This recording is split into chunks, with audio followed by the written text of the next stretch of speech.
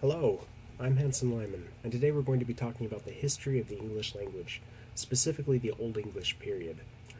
So let's first talk a little bit about the term Old English. What does that mean exactly? When we hear it, I think most people probably think of the language of Shakespeare, but that's not what we're talking about here. The term is one that linguists use to classify a certain period of the history of the English language. Old English is the language spoken mainly by the Anglo-Saxon people in the British Isles from roughly the time that the Romans left the Isles, around 400 AD, till shortly after the Norman invasion and conquering of the Anglo-Saxon people in AD 1066. Another common name for the language is Anglo-Saxon.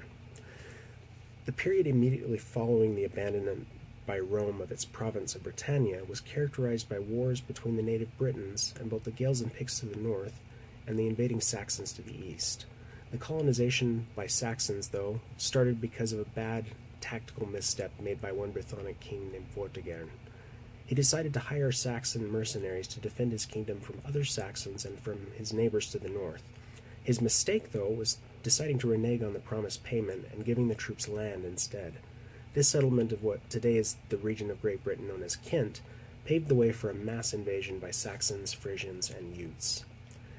In the centuries that followed, the Saxon and Anglo peoples expanded their influence to a great deal of the Isle of Great Britain, pushing the Britons to the west in what today is known as Wales.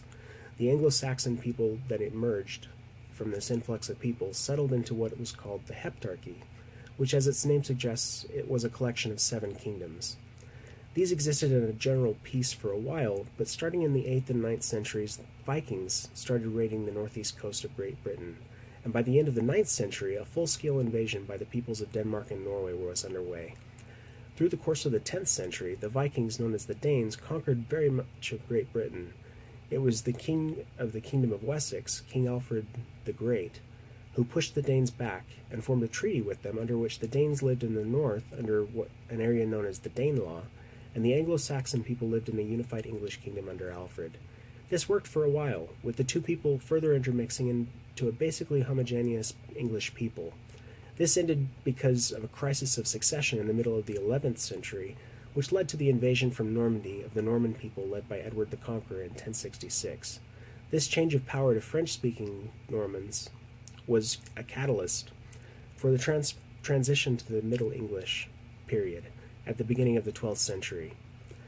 That's all for now. For further information and sources, check the information in the description down below. Thanks. Bye.